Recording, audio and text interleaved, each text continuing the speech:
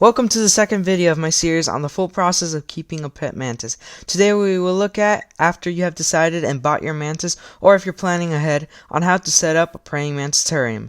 If you end up liking this video, please remember to like and subscribe. So the things you will need is yourself, money, and PetSmart. So once you have those three things, let's hop into the video.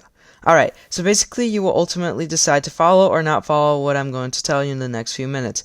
But know that it has worked very well for me, and it might save you a couple $100s. Another thing to keep in mind is that the terrarium setup is going to vary for every different species that you can keep as a pet. Therefore, I'm not going to show you how to decorate it, because you will have to use your imagination there, even though I will show you how I set up the enclosure I have for my spiny flower mantis. So first, we need to make the checklist of the things we need to successfully house a mantis. So it's only three things: enclosure, temperature, and decorations. Alright, so we're here in PetSmart, and here you're going to find a lot of terrariums. I'll show you which one I recommend. But you're going to find these ones. Do not buy these because they don't have like ventilation on the sides, and that could be pretty deathly for praying mantis. So there's no need for buying these large ones. The ones I do recommend though are these critter tets. They're right here. They come in a lot of different shapes and sizes. Small, mini, small, medium, and large.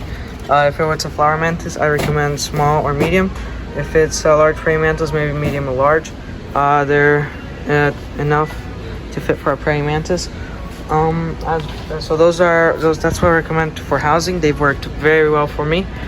They have ventilation on the sides, as you can see, and they have at the top, and they have a this is a mini one, but top they have one of these to open to feed, and they have like a hole somewhere, so if you want to stick stuff.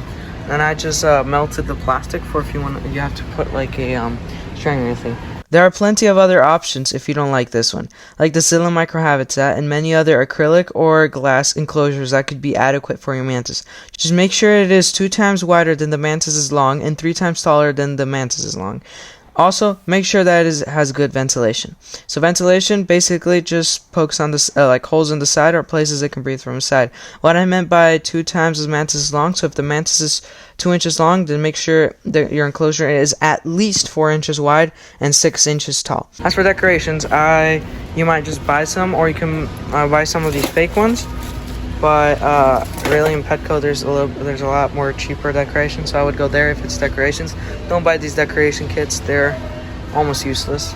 Like I said, I would generally pick Petco as a local store to buy decoration, but you might have some in your house or outside. Just make sure to sanitize any wild things. By the way, it is totally okay to have your enclosure filled with fake and plastic made decorations. Even though I bet the mantises would appreciate if the decor would match more like their environment and be real. Heat pads. As for heating, there we go.